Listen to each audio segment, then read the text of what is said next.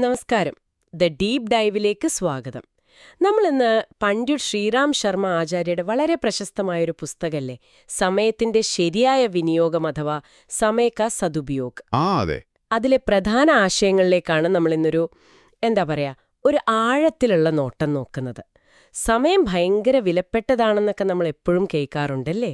കേൾക്കാറുണ്ട്. പക്ഷേ അതെങ്ങനെ നമ്മുടെ ജീവിതത്തിൽ കൊണ്ടുവരാം, അതാണ് ചോദ്യം. ഈ പുസ്തകം അതിനൊരു വഴികാട്ടി തരുന്നുണ്ട്.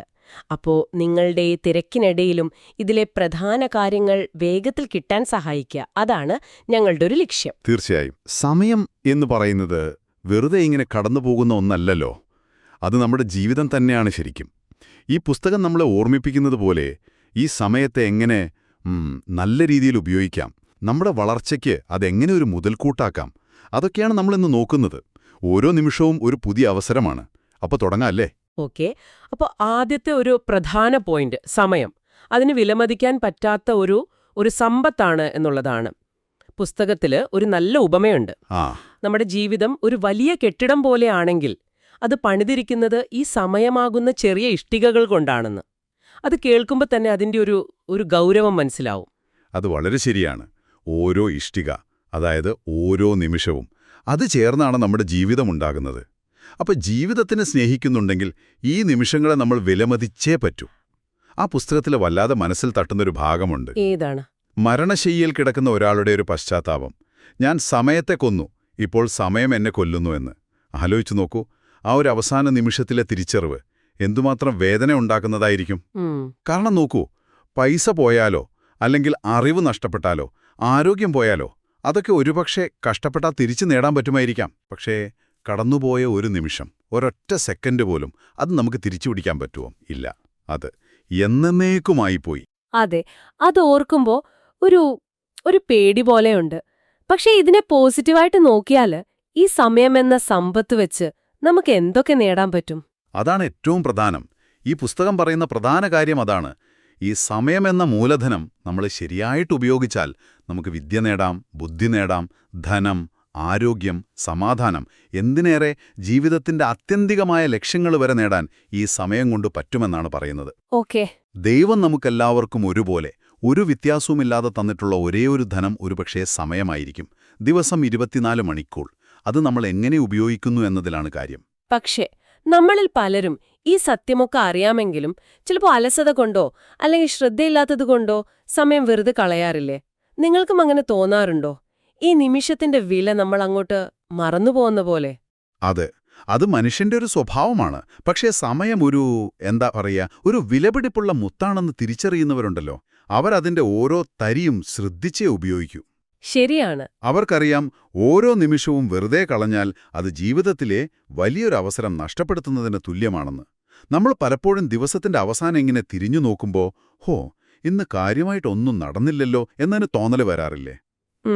വരാറുണ്ട്. അത് വരുന്നത് ഈ സമയത്തെക്കുറിച്ചുള്ളൊരു ബോധം കുറയുമ്പോഴാണ്. ഈ സമയം വെറുതെ കളയുന്നതുകൊണ്ട് യഥാർത്ഥത്തിൽ എന്താണ് സംഭവിക്കുന്നത്? പുസ്തകം ഇതിനെ എങ്ങനെയാ കാണുന്നത്? ഇതിലെ ഒരു രസകരമായ ആശയം എന്താന്ന് വെച്ചാൽ, സമയം പാഴാക്കുന്നത് വെറുതെ കുറച്ച് സമയം പോയി എന്നല്ല, അത് നമ്മുടെ ജീവിതത്തിലെ ഏറ്റവും വലിയ മൂലധനമില്ലേ, അത് കളയുന്നതിന് തുല്യമാണെന്നാണ് ആചാര്യ പറയുന്നത്. ഇങ്ങോട്ടൊന്നില്ലാതെ ഒഴുകിപ്പോകാം. നമ്മളതിനെ ഉപയോഗിക്കുന്നില്ലെങ്കിൽ അത് നമ്മളെ കടന്നുപോകും. കൂടെ നമ്മുടെ അവസരങ്ങളും പോകും. നമ്മുടെ ഒരു ദിവസത്തെ 24 മണിക്കൂർ എങ്ങനെ പോകുന്നതെന്നൊന്ന് ഒന്ന് ഡയറിയിൽ കുറിച്ചിട്ടാല് ചിലപ്പോ നമ്മൾ എന്നെ ഞെട്ടിപ്പോകും, അല്ലേ?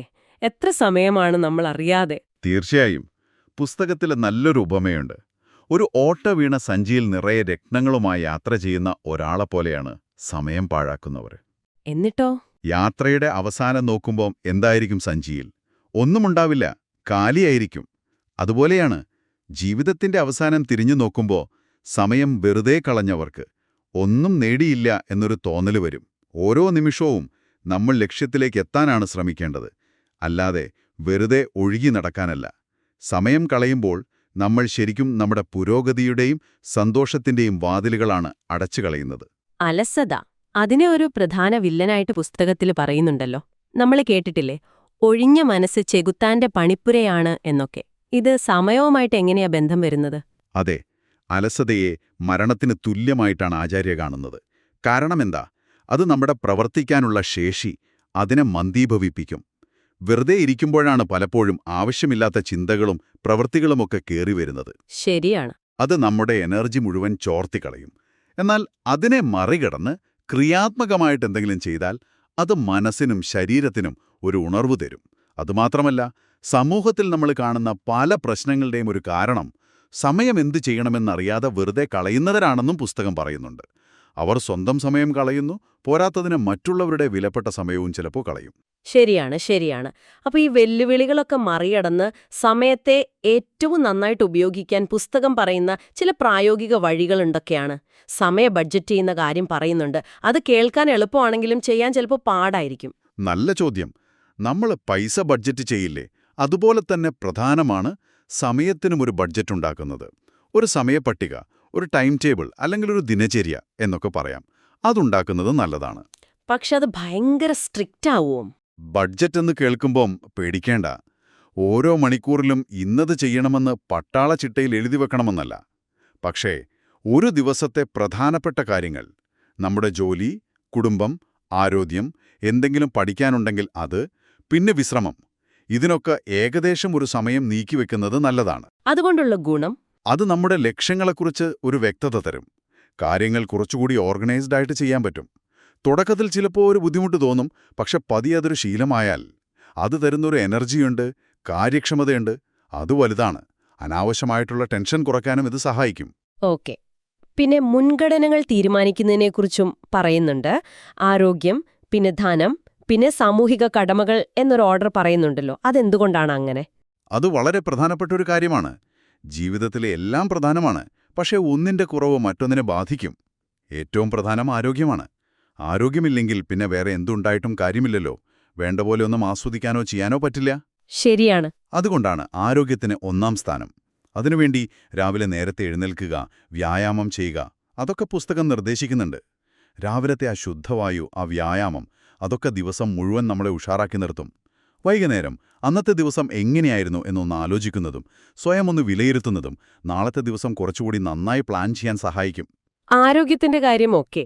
രണ്ടാമത് ധനം, അതായത് ജോലി സമയം കഴിഞ്ഞിട്ടും ആ സമയം ഉപയോഗിച്ച് വരുമാനം കൂട്ടുന്നതിനെക്കുറിച്ചും പറയുന്നുണ്ടല്ലോ. ജപ്പാൻകാരുടെ ഉദാഹരണമൊക്കെ. ഇന്നത്തെ കാലത്ത് അതെത്രത്തോളം പ്രാക്ടിക്കലാണ്? തീർച്ചയായും പ്രാക്ടിക്കലാണ്. നമ്മുടെ പ്രധാന ജോലിയുടെ കൂടെ നമ്മുടെ കഴിവും താൽപ്പര്യവും അനുസരിച്ച് ഒഴിവു സമയം ഉപയോഗിച്ച് കുറച്ചുകൂടി വരുമാനമുണ്ടാക്കാൻ നോക്കുന്നത് നല്ലതാണ്.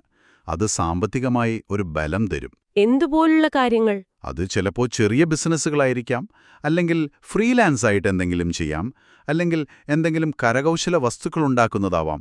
ജപ്പാൻകാരുടെ ഉദാഹരണം ശരിക്കും കാണിക്കുന്നത് ഒഴിവു സമയം വെറുതെ കളയാതെ ക്രിയാത്മകമായിട്ട് ഉപയോഗിച്ചാൽ അത് വ്യക്തിപരമായ മാത്രമല്ല, രാജ്യത്തിന് പോലും ഗുണം ചെയ്യുമെന്നതാണ്. അത് നമ്മുടെ ഒരു ആത്മവിശ്വാസം കൂട്ടുകയും ചെയ്യും. മനസ്സിലായി. മൂന്നാമതായിട്ട് സാമൂഹിക നന്മയ്ക്ക് വേണ്ടി സമയം കണ്ടെത്തണം എന്നും പറയുന്നു. ഈ തിരക്കിട്ട ജീവിതത്തിൽ ഇതിനൊക്കെ എവിടുമാ സമയം കിട്ടുക? അവിടെയാണ് ഈ ടൈം മാനേജ്മെന്റിന്റെ ഒരു പ്രസക്തി. നമ്മൾ ആരോഗ്യം, ധനം, ഇതിനൊക്കെ സമയം നീക്കിവെച്ചാലും നമുക്ക് കുറച്ചു സമയം മിച്ചമുണ്ടാകും. അത് ഒരുപാട് മണിക്കൂറുകൾ വേണമെന്നില്ല. ചെറിയ രീതിയിലായാലും മതിയോ? മതി. ചെറിയ രീതിയിലുള്ള സാമൂഹിക പ്രവർത്തനങ്ങൾ, മറ്റുള്ളവരെ സഹായിക്കുന്നത്, അല്ലെങ്കിൽ നമ്മുടെ അറിവ് ആർക്കെങ്കിലും പറഞ്ഞുകൊടുക്കുന്നത്, അതൊക്കെ ആകാം. വെറുതെ TV കണ്ടോ അല്ലെങ്കിൽ വെറുതെ സംസാരിച്ചിരുന്നോ കളയുന്ന സമയമില്ലേ, അതിൻ്റെ ഒരു ചെറിയ ഭാഗം മതി. അത് സമൂഹത്തിനും നല്ലതാണ്, നമുക്ക് വ്യക്തിപരമായി ഒരു സന്തോഷവും സംതൃപ്തിയും കിട്ടും.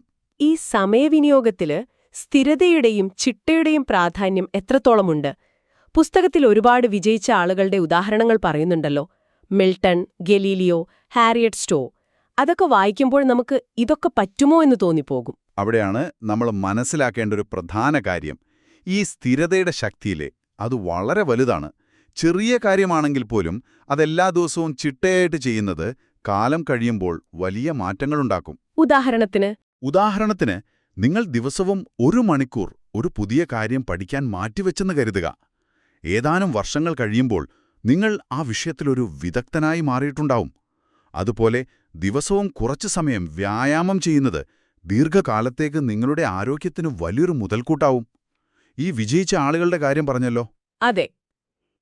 അവരാരും ഒറ്റ രാത്രി കൊണ്ട് വിജയിച്ചവരല്ല, അവർ സ്ഥിരമായി പ്രയത്നിച്ചവരാണ്. അതെ. മിൽട്ടൺ തിരക്കിട്ട ജീവിതത്തിനിടയിലും പാരഡൈസ് ലോസ്റ്റ് എഴുതി, ഹാരിയറ്റ് സ്റ്റോവ് വീട്ടുജോലിക്കിടയിൽ അങ്കിൾ ടോംസ് ക്യാബിൻ എഴുതി, ഗലീലിയോ മറ്റു ജോലിക്കിടയിൽ ശാസ്ത്രം പഠിച്ചു. ഇതൊക്കെ സ്ഥിരതയുടെയും സമയത്തെ കൃത്യമായി ഉപയോഗിച്ചതിന്റെയും തെളിവുകളാണല്ലേ? തീർച്ചയായും. അവർക്കൊക്കെ നമ്മളെപ്പോലെ ദിവസം 24 മണിക്കൂറേ ഉണ്ടായിരുന്നുള്ളൂ. വ്യത്യാസമെന്താ? അവർ ഓരോ മിനിറ്റും വിലപ്പെട്ടതാണെന്ന് കണ്ടു. ഈശ്വരചന്ദ്രോട് വിദ്യാസാഗർ അത്ര കൃത്യനിഷ്ഠ പാലിച്ചിരുന്നതുകൊണ്ട് ആളുകൾ അദ്ദേഹത്തെ നോക്കി ക്ലോക്ക് ശരിയാക്കുമായിരുന്നു എന്ന് പറയുന്നത് വെറുതെയല്ല. ഓഹോ. അത് സമയത്തോടുള്ള ഒരു ബഹുമാനമാണ് കാണിക്കുന്നത്. മൃഗങ്ങൾക്കും പക്ഷികൾക്കും പോലുമുണ്ടൊരു സമയബോധം. അവയുടെ ആ ഇന്റേണൽ ക്ലോക്ക് കൃത്യമായിരിക്കും. ചിട്ടയായ ജീവിതത്തിലൂടെ നമുക്കും നമ്മുടെ ഈ ഒരു സ്വാഭാവികമായ സമയബോധത്തെ ശക്തിപ്പെടുത്താൻ പറ്റും. ആമയുടെ മുയലിന്റെയും കഥ ഓർമ്മയില്ലേ? വേഗതയല്ല, സ്ഥിരോത്സാഹമാണ് പ്രധാനം. തുടർച്ചയായ പരിശ്രമമാണ് കാളിദാസനെ പോലുള്ളവരെ വലിയ കവികളാക്കിയത്. ശരിയാണ്. മറ്റൊരു പ്രധാന തത്വം ഇപ്പോൾ തന്നെ ചെയ്യുക എന്നുള്ളതാണ്. നാളേക്ക് മാറ്റിവെക്കുന്ന സ്വഭാവം അത് നമ്മളിൽ പലർക്കുമുണ്ട്. പുസ്തകം ഇതിനെ ഭയങ്കരമായിട്ട് എതിർക്കുന്നുണ്ടല്ലോ. നാളെ ചെയ്യാമെന്ന ചിന്ത അത് സമയത്തിന്റെ ഏറ്റവും വലിയ ശത്രുക്കളിൽ ഒന്നാണെന്നാണ് പുസ്തകം പറയുന്നത്.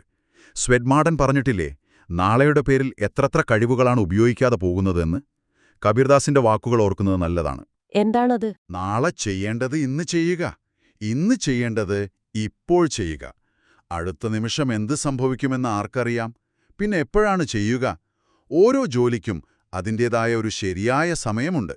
അത് മിക്കവാറും ഇപ്പോഴാണ്. മാറ്റിവെക്കുമ്പോഴെന്ത് സംഭവിക്കും? നമ്മൾ ജോലികൾ മാറ്റിവെക്കുമ്പോൾ അത് നമ്മുടെ മനസ്സിലൊരു ഭാരമായി കിടക്കും.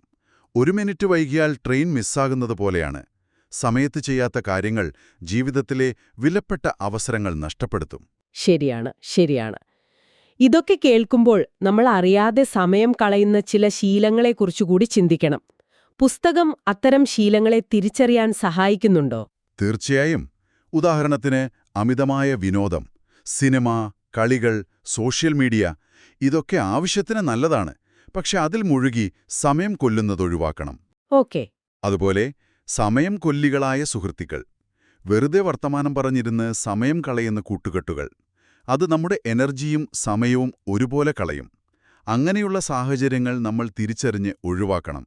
വിശ്രമത്തിന്റെ പേരിലുള്ള അലസതയെക്കുറിച്ചും ഒരു മുന്നറിയിപ്പ് തരുന്നുണ്ടല്ലേ? അതെ, ശരീരത്തിന് വിശ്രമം വേണം, അത് അത്യാവശ്യമാണ്. പക്ഷേ ഉറങ്ങി എഴുന്നേറ്റ ശേഷവും കുറച്ചുകൂടി കടക്കാം എന്ന് ചിന്തിക്കുന്നത് അത് അലസതയുടെ ലക്ഷണമാണ്. യുവത്വം വെറുതെ വിശ്രമിക്കാനുള്ളതല്ല, ജീവിതം ഉണ്ടാക്കാനുള്ളതാണെന്ന് റസ്കിൻ പറഞ്ഞിട്ടുണ്ട്. അവസരം മുന്നിലുള്ളപ്പോൾ നമ്മൾ പ്രയത്നിക്കണം. അതുപോലെ ഒരേ സമയം ഒരുപാട് കാര്യങ്ങൾ ചെയ്യാൻ നോക്കുന്നത് അത് ഒരു കാര്യത്തിലും പൂർണ്ണ ശ്രദ്ധ കിട്ടാതിരിക്കാനും അവസാനം ഒന്നും നടക്കാതെ സമയം പോകാനും കാരണമാകും. ക്രമമില്ലായ്മയും ഒരു പ്രശ്നമാണല്ലോ, ഒരു ഓർഡർ ഇല്ലാതെ കാര്യങ്ങൾ ചെയ്യുന്നത്. തീർച്ചയായും. പഠിക്കുന്ന കാര്യത്തിലായാലും ജോലിയിലായാലും ഒരു ക്രമം വേണം. അത് കാര്യക്ഷമത കൂട്ടും. ഒരു വിഷയം പഠിച്ചു തീരും മുൻപ് മറ്റൊന്നിലേക്ക് ചാടുന്നത്, അല്ലെങ്കിൽ ഓഫീസിലെ ഫയലുകൾ എവിടെയെങ്കിലും വാരി വലിച്ചിടുന്നത്, ഇതൊക്കെ സമയം നഷ്ടപ്പെടുത്തും, നമ്മുടെ കാര്യക്ഷമത കുറയ്ക്കും. ഈ ശീലങ്ങളൊക്കെ ഒന്ന് തിരിച്ചറിഞ്ഞ് മാറ്റിയെടുക്കാൻ ശ്രമിക്കുന്നത് തന്നെ സമയത്തെ നന്നായി ഉപയോഗിക്കാനുള്ള ആദ്യത്തെ സ്റ്റെപ്പാണ്. അപ്പോ ഇങ്ങനെയൊക്കെ സമയത്തെ ഒന്ന് ചിട്ടപ്പെടുത്തി അതിന് വില കൽപ്പിച്ച് ജീവിക്കുമ്പോൾ ശരിക്കും ജീവിതത്തിൽ എന്ത് മാറ്റമാണ് വരുന്നത്? ഇതെങ്ങനെയാണ് ഒരു വിജയത്തിലേക്ക് നയിക്കുന്നത്? സമയനിഷ്ഠ പാലിക്കുമ്പോൾ ആദ്യം കിട്ടുന്ന ഗുണം എന്താണെന്ന് വെച്ചാൽ മെച്ചപ്പെട്ട ശാരീരികവും മാനസികവുമായ ആരോഗ്യമാണ്. നിങ്ങൾ കൂടുതൽ എനർജറ്റിക് ആയിരിക്കും. കാര്യങ്ങൾ കൃത്യസമയത്ത് ചെയ്യുമ്പോൾ നമുക്ക് തന്നെ ഒരു ആത്മവിശ്വാസം തോന്നും, ഒരു കൺട്രോൾ ഫീൽ ചെയ്യും. അത് ഒരു കാവൽക്കാരനെ പോലെ നമ്മുടെ കടമകളെ ഓർമ്മിപ്പിക്കും, ലക്ഷ്യത്തിലേക്ക് നമ്മളെ നയിക്കും. സമയനിഷ്ഠയുള്ളവന്റെ ജീവിതം ഒരു താളത്തിൽ മുന്നോട്ടു പോകുമെന്നും അല്ലാത്തവരുടെ ജീവിതം താളം തെറ്റുമെന്നും പുസ്തകം പറയുന്നു. അതെങ്ങനെയാണ്? അതായത് കൃത്യനിഷ്ഠയുള്ളവരുടെ ജീവിതം ഒരു പുഴ പോലെ വലിയ കുഴപ്പങ്ങളില്ലാതെ ശാന്തമായിട്ട് ലക്ഷ്യത്തിലേക്ക് ഒഴുകും. അവർക്ക് കാര്യങ്ങൾ മുൻകൂട്ടി കാണാനും പ്ലാൻ ചെയ്യാനും പറ്റും. എന്നാൽ സമയത്തിന് വില കൊടുക്കാത്തവരുടെ ജീവിതം ചിലപ്പോൾ ഇടയ്ക്കിടെ താളം തെറ്റും. പെട്ടെന്നുള്ള തടസ്സങ്ങൾ, അവസാന നിമിഷത്തെ വെപ്രാളങ്ങൾ, അതൊക്കെ ഉണ്ടാവാം. ഓക്കെ. അവർക്ക് ലക്ഷ്യത്തിലെത്താൻ ചിലപ്പോൾ കൂടുതൽ കഷ്ടപ്പെടേണ്ടി വരും, കൂടുതൽ ടെൻഷൻ അടിക്കേണ്ടി വരും. അപ്പോൾ ഇതിന്റെ എല്ലാം ഒരു ആകെത്തുക എന്താണ്? ജീവിത വിജയവും സമയവും തമ്മിലുള്ള ബന്ധം എങ്ങനെ ലളിതമായിട്ട് പറയാം? ചുരുക്കി പറഞ്ഞാൽ ജീവിതത്തിൽ വലിയ പ്രതിസന്ധികളൊന്നുമില്ലാതെ സന്തോഷത്തോടെ സമാധാനത്തോടെ മുന്നോട്ടു പോകാൻ പറ്റുന്നത് തന്നെ ഒരു വലിയ വിജയമാണല്ലേ? അതെ. സമയത്തെ ബഹുമാനിക്കുകയും അതിനെ ബുദ്ധിപരമായി ഉപയോഗിക്കുകയും ചെയ്യുന്നത് അങ്ങനെയൊരു ജീവിതം ഉണ്ടാക്കിയെടുക്കാൻ നമ്മളെ സഹായിക്കും. അത്ഭുതങ്ങൾ പ്രവർത്തിക്കാനുള്ളൊരു കഴിവ് സമയത്തിനുണ്ട്. പക്ഷെ അതിന്റെ താക്കോൽ നമ്മുടെ കയ്യിലാണ്. വളരെ നന്നായി പറഞ്ഞു. അപ്പോ ഈ ചർച്ചയുടെ ഒരു കാതലിതാണ്: സമയം അത് തന്നെയാണ് ജീവിതം. പണ്ഡിറ്റ് ശ്രീരാം ശർമ്മ ആചാര്യ നമ്മളെ ഓർമ്മിപ്പിക്കുന്നത് പോലെ ഈ വിലമതിക്കാനാവാത്ത സമ്പത്തിനെ നമ്മൾ തിരിച്ചറിഞ്ഞ് ബുദ്ധിയോട് ഉപയോഗിച്ചാൽ നമ്മുടെ ജീവിതത്തിൽ ശരിക്കും അത്ഭുതകരമായ മാറ്റങ്ങൾ കൊണ്ടുവരാൻ പറ്റും. പാഴാക്കുന്ന ഓരോ നിമിഷവും നഷ്ടപ്പെടുന്നൊരവസരമാണ്. എന്നാൽ ക്രിയാത്മകമായിട്ട് ഉപയോഗിക്കുന്ന ഓരോ നിമിഷവും നിങ്ങളുടെ വളർച്ചയിലേക്കുള്ള ഒരു ചവിട്ടുപടിയാണ്. തീർച്ചയായും. ഈ ചർച്ച കേട്ടുകഴിയുമ്പോൾ ഒരു നിമിഷം നിങ്ങൾ സ്വയം ഒന്ന് ചോദിച്ചു നോക്കൂ. നിങ്ങളുടെ സമയം നിങ്ങൾ ഇപ്പോൾ എന്തിനു വേണ്ടിയാണ് ഏറ്റവും കൂടുതൽ ഉപയോഗിക്കുന്നത്? ആ ഉപയോഗം നിങ്ങളുടെ ജീവിതത്തിലെ വലിയ ലക്ഷ്യങ്ങളുമായിട്ട് ചേരുന്നുണ്ടോ? ഈയൊരു ചിന്ത ഒരുപക്ഷെ നിങ്ങളുടെ സമയത്തെക്കുറിച്ചും ജീവിതത്തെക്കുറിച്ചുമൊക്കെ പുതിയൊരു കാഴ്ചപ്പാട് തന്നേക്കാം. ഓർക്കുക, സമയം വെറുതെ ഇങ്ങനെ കടന്നുപോകാനുള്ളതല്ല. അത് അർത്ഥപൂർണമായി ജീവിച്ചു തീർക്കാനുള്ളതാണ്. ഈ വിലപ്പെട്ട ചിന്തകളും ആശയങ്ങളും പങ്കുവച്ചതിന് വളരെ നന്ദി. ഇന്നത്തെ ഈയൊരു വിശകലനം നിങ്ങൾക്കെല്ലാവർക്കും ഒരു പ്രചോദനവും പ്രയോജനവും നൽകി കാണുമെന്ന് വിശ്വസിക്കുന്നു. അടുത്ത തവണ പുതിയൊരു വിഷയവുമായി നമുക്ക് വീണ്ടും കാണാം. നമസ്കാരം.